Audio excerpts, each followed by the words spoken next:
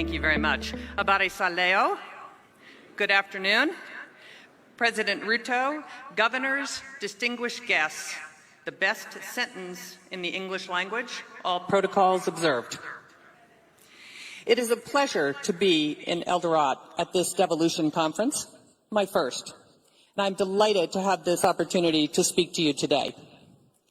Yushirikano wa Kenya na Marekani ni imara.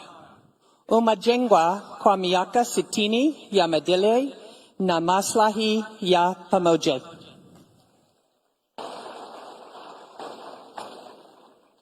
Our partnership has enhanced security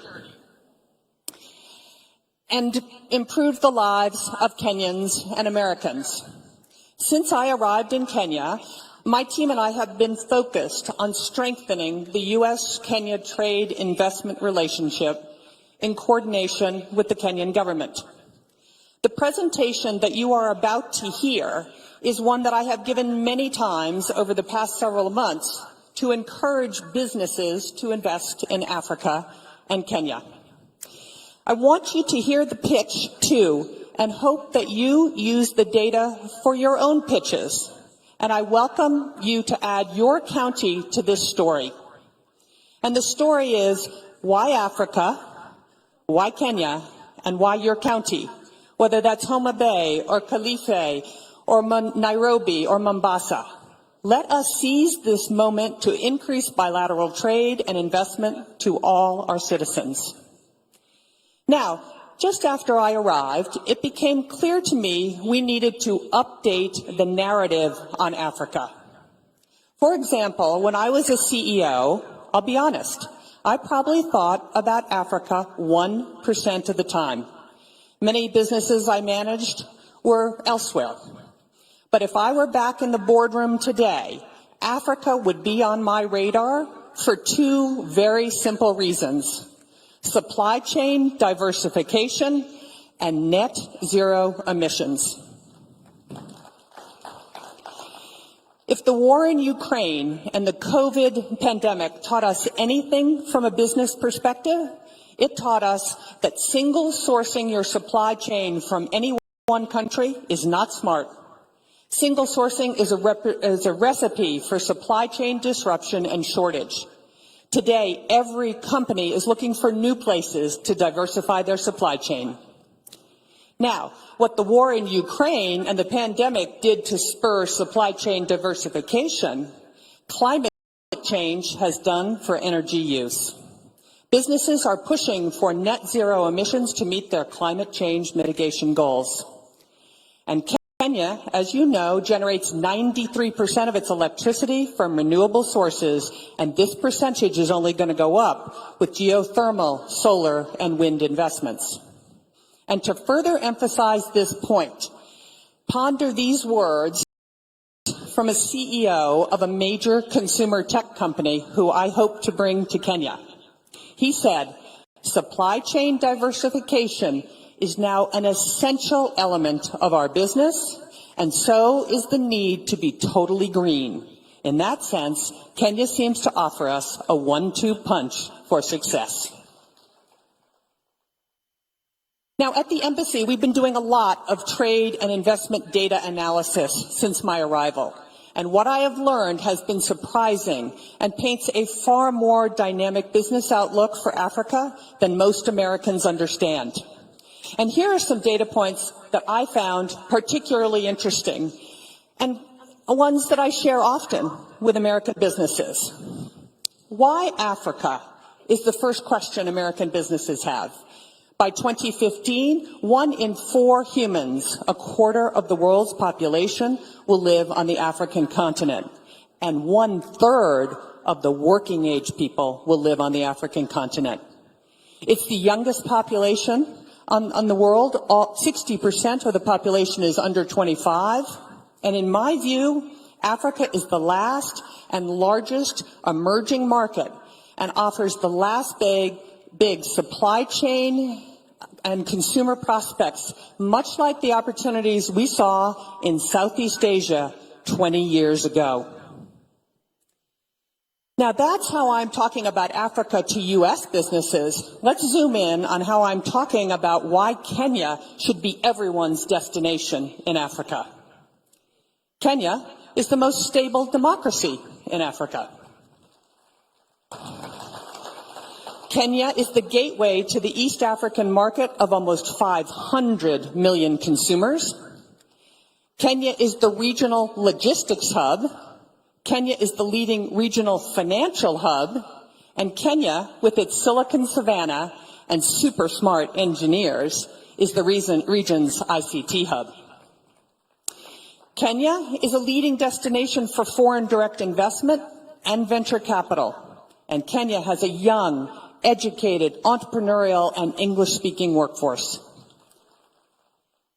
Kenya generates, as I said, over 93% of its energy from renewable sources, and Kenya's largest export market is the United States. Let me repeat, Kenya's largest export is the United States, and we feel Kenya is ready for liftoff as it diversifies. Let me unpack a couple of these areas. Democracy. I arrived in Kenya days before the August 22 general elections. What I witnessed was nothing short of remarkable. Kenya held what many analysts and commentators say was the freest, fairest, and most credible election in Kenyan history. The elections were observed by international and local election organizations, and the results were upheld by the Kenyan Supreme Court, and power was transferred orderly and peacefully at the time. Now, gateway to East Africa. As I said, Kenya is the gateway to East Africa.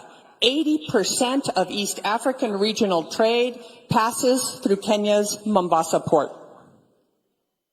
In addition, Jomo Kenyatta International Airport in Nairobi is the busiest airport in East Africa, served by 40 passenger airlines and 25 cargo carriers, including FedEx and DHL. Kenya also has some excellent infrastructure, such as the Standard Gauge Railway, a series of new roads, and modern ports. From a financial and technology hub perspective, Kenya is already the regional financial hub for East Africa. Several international banks have been present in Nairobi for decades, and five major global financial institutions like the World Bank and the International Monetary Fund have established their regional headquarters in Nairobi. The region's regional stock market sits in Nairobi, and the city hosts the necessary legal, accounting, and consultancy services to preserve and accelerate this.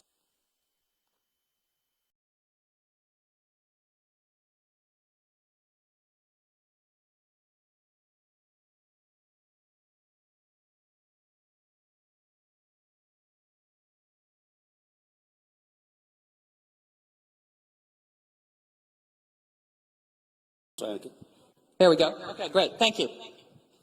Nairobi also has a very vibrant technology community known as Silicon Savannah, and the Kenyan government is committed to establishing Kenya as the premier destination for tech sector investment and innovation in Africa. Many leading U.S. companies are already in Kenya, including the names that you see on the screen. Emerging, but also hugely impactful. Oh, having a little trouble there. Emerging, but also hugely impactful Kenyan tech companies like Copia Global, Semiconductor Limited, Twiga Foods, Market Force, Power Financial Wellness, and others are here in Kenya. I've met these companies, I've visited their operations, and what I see happening here has many of the critical components that make Silicon Savannah an even bigger success. Now, at the nexus of finance and technology sits one of the most impressive companies I have ever seen, M-Pesa. M-Pesa has annual revenues of over $1 billion US, $360 billion of gross market value flowed through the platform last year. And it has an open API of over 60,000 developers. M-Pesa has over 50 million customers in 7 countries and is involved in over 70% of Kenyan transactions. powers over 5 million businesses, and 60% of Kenya's annual GDP flows through it. Let me say that again. 60% of Kenya's GDP flows through M-Pesa. And let me tell you, I know a little something about this industry, having bought and owned PayPal at eBay. And I assure you, M-Pesa is extraordinary.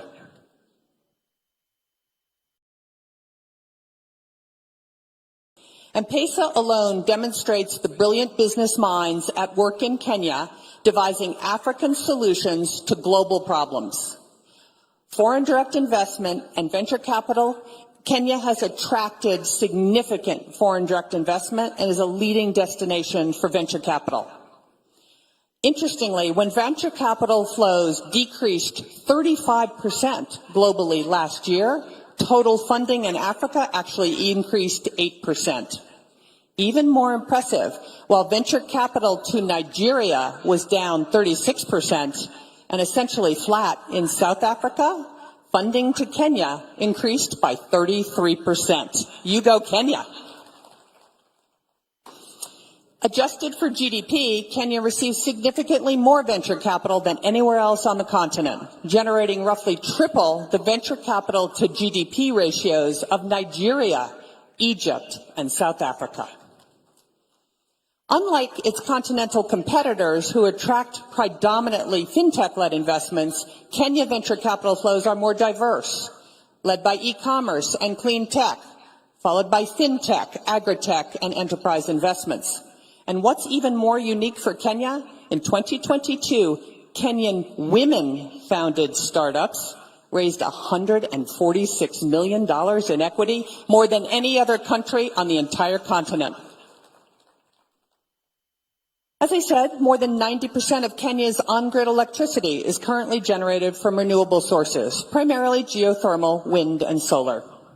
A great example is Kipeto in Kajiado County. It's the second largest wind farm in Kenya, proudly supported by the U.S. International Development Finance Corp. And Power Africa. And it is phenomenal that Kenya has committed to reaching 100% renewable energy by 2030 and is already close to achieving that goal. From a workforce perspective, Kenya is English-speaking, has high literacy rates, and strong primary, secondary, and tertiary education systems. And every firm that I have spoken to about the quality of Kenyan workforce says this: the Kenyan workforce is their best workforce in the world. As I mentioned, in 2022, the United States became Kenya's largest export market, edging ahead of neighboring Uganda. In total, Kenya exported $890 million in goods to the United States last year, and in addition, the United States exported around $600 million in goods to Kenya. So $1.5 billion in total U.S.-Kenya trade. It's fairly balanced, and it's expected to increase as the United States and Kenya negotiate a first-of-its-kind bilateral trade agreement that we hope will be done by the end of this year. And we hope this agreement will be a model for the rest of the continent once signed.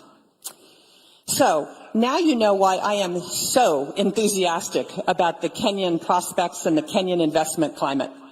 But when I talk to American investors, they have some questions, and there are room for improvement. The Ruto administration has made great strides and is committed to building a business-friendly environment. But if it is to accomplish the goal, the government's going to have to address a few issues. And the first is taxes. Kenya must have a consistent, transparent, and fairly administered national tax policy to attract and retain foreign direct investment and accelerate economic development. The tax rates don't need to be the lowest. They need to be the most consistent. And all of you know, some work still needs to be done, but the recent finance bill had many changes that will make Kenya's tax policy more consistent and therefore more bankable by foreign direct investment. Without a doubt, corruption is a critical issue and one that must be addressed for Kenya to reach its full potential in all areas of development. Everyone knows corruption leads to misuse of public resources, slows economic growth and job creation, and damages the investment climate, as well as undermining equal participation in the prosperity of this country. However, while corruption does remain a challenge in Kenya, as in other developing markets, third-party measures of corruption indicate positive trends and some progress in recent years. According to the United States Millennium Challenge Corporation's country scorecard for 2023, Kenya's score for control of corruption was 0.28, representing its third passing score in a row and its highest score to date. But to put this number in perspective, Kenya's 0.28 was superior to India's 0.18 and Vietnam's 0.19. And what I can tell you is Americans don't give it a second thought to invest in India. In addition, President Ruto has cracked down on corruption, calling out government agencies that engage in unscrupulous practices and firing government officials involved. Now, I also get a lot of questions about Kenya's debt. Kenya, like many developing countries, is burdened with high debt, limiting its ability to fund public services and infrastructure in line with its ambitions. According to the IMF, Kenya's debt to GDP ratio is 69%, but this number is not an outlier amongst regional averages. For comparison, Malaysia's debt to GDP stood at 69% in 2021, while India's ratio was 83% in 2022. Another area I get a ton of questions on is cargo clearance. Now, despite improving logistics, the delivered cost of a container to Kenya remains significantly higher than the container shipments landing in Europe or Asia. So there is room for improvement on cost, but here's a great fact. Back in 2010, it took over 11 days to clear a container at the port of Mombasa. Today, it takes 3.5 days. And this reduction has occurred despite cargo increasing over the past 5 years from 27 million metric tons in 2016 to nearly 35 million metric tons in 2021. So this is an important thing for Americans. This is an excellent opportunity, I think, to put to rest the argument that Kenya is not a manufacturing country. True, Kenya has room to grow in this sector, but manufacturing is happening here. And let me give you a few examples of Kenya's manufacturing prowess. Gearbox in Nairobi County, a high-mix, low-flow electronics manufacturer, runs a state-of-the-art, what we call a surface mount assembly line. And in November of 2022, began manufacturing Raspberry Pi's Pico product for the African market.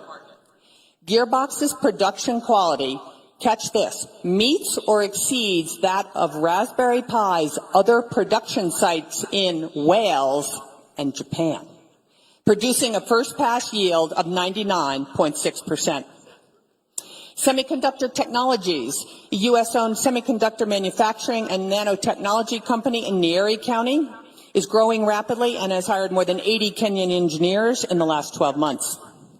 Kenya's Revital Healthcare in Kilifi County is one of the largest manufacturers of medical products in Africa, producing 48 devices and exporting to 28 countries. Isuzu has operated an East Africa assembly plant in Nairobi since 1977, selling more than 90,000 units with more than 15 models. And there is also a robust and growing e-mobility manufacturing assembly industry in Kenya. Kenya is the future for Africa's 2- and 3-wheel e-vehicles and e-buses. And lastly, when we talk about trade, we have to talk about apparel and apparel manufacturing. Last year, Kenya recorded its highest ever apparel exports to the United States, over $540 million, employing nearly 200,000 Kenyans, mostly young women. Leading U.S. apparel brands sourcing from Kenya include PVH, which includes Tommy Hilfiger and Calvin Klein, Contour, which includes Lee and Wrangler, and several more, including Walmart and Levi's. And what we hear from these brands, they want more Kenya apparel manufacturing, both because of the high quality of labor and Kenya's leadership in renewable energy. Brands are steadily moving production operations to Kenya from Sri Lanka, Bangladesh, Ethiopia, and China because of what you have to offer. And more of this is on the way. I think apparel manufacturing may be the biggest near-term employment opportunity in all of Kenya. So clearly, there is something happening here. It's abundantly clear to me, and every day I try to make abundantly clear to the international audience that Kenya is open for business. Over the past year, the Kenyan government has been implementing real measures to improve economic conditions and create a business-friendly investment climate throughout the country. Following months of deliberation and consultations with the political and the business community, President Ruto announced the following reforms at the March American Chamber of Commerce Business Summit. A consistent, fair, predictable, and enduring tax regime. Alignment of Kenya's data protection regulations with the multilateral global cross-border private rules framework. A 6-month deadline for KRA to either pay all verified tax refund claims or provide offsets. Elimination of the VAT on export services. Elimination of the domestic equity requirement for ICT companies. Removal of tax on stock-based compensation for employees of all startups. And commitment to adhere to the OECD two-pillar solution framework for digital services tax. And finally, a commitment to revitalize Kenya's special economic zones to maximize their competitiveness, and more reforms are in the pipeline. As you can see, there is so much opportunity in Kenya, and an opportunity to bring the U.S. and Kenyan businesses closer together. All of what I'm about to announce has happened in the last 12 months. In agriculture, Del Monte, the largest private sector employee in Kenya, has invested $5.5 million in a new state-of-the-art fresh fruit packing facility in Kiambu County. Kentegra, a U.S.-Kenya company on the forefront of restoring Kenya as the leading producer of organic insecticide, is building a new $15 million pyrethrum refinery in Nakuru County, benefiting over 90,000 farmers. Regen Organics, an incredibly innovative company founded by young MIT graduates, they're like 27, turning waste into fertilizer, fuel, and animal feed. They will expand their farm and organic waste collection, more than doubling their production of affordable, locally produced agriculture inputs, benefiting 10,000 farmers. And they're building a new $7 million factory that will create 500 jobs in Kakamega County.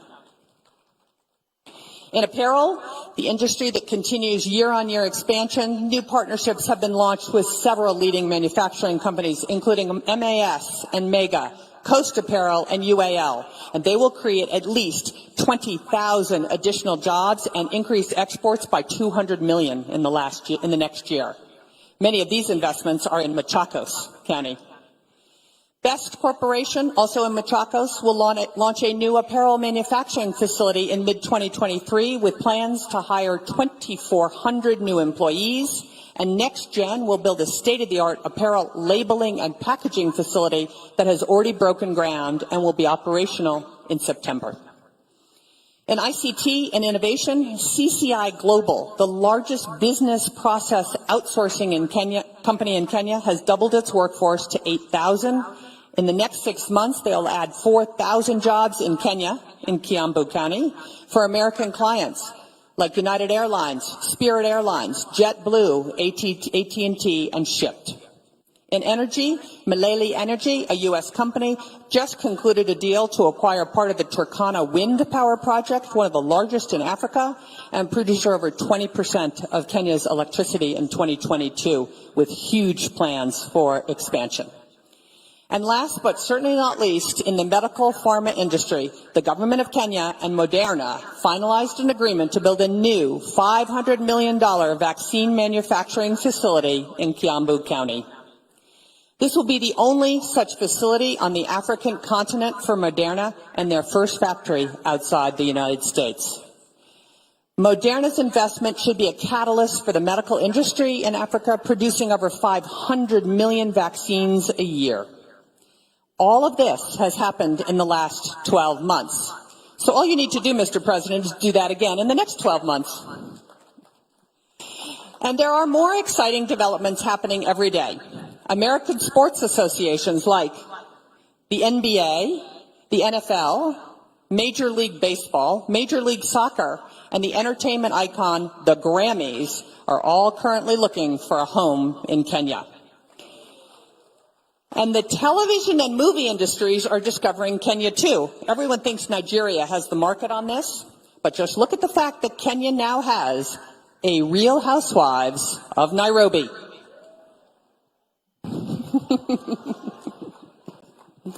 So, there are many reasons why global businesses are considering or should consider Africa, and specifically Kenya and your counties, for trade and investment opportunity. This is your opportunity. What are your priorities? What is your sales pitch? And as I said at the beginning of this presentation, when I was the CEO of HP, I only thought of doing business in Africa about 1% of the time. American companies are used to doing business with Europe and Asia. How will you convince them to make doing business in Kenya just as routine? I encourage you to take this presentation. There's no trademark on this presentation. Take this presentation and tell the story of why Africa, why Kenya, and why your county. Why Garissa? Why Mombasa? Why Isiolo? Why Nakuru? Why any county in the country? You should be able to answer the question, why Africa, why Kenya, and why your county? So to conclude, the United States and Kenya are open for business. And to quote President Ruto, Kenya means business. So we have work to do. We need to roll up our sleeves and deliver the results. The American people and your constituents deserve our best efforts to expand shared economic opportunity and growth. Asante sana.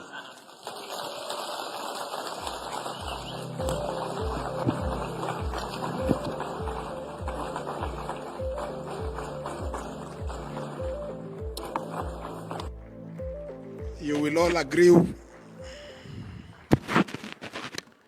Thank you very much, Balozi. You will all agree that it would be difficult to cut short such kind of a candid presentation pitching for Kenya. The parting shot, Kenya is open for business. Counties are open for business.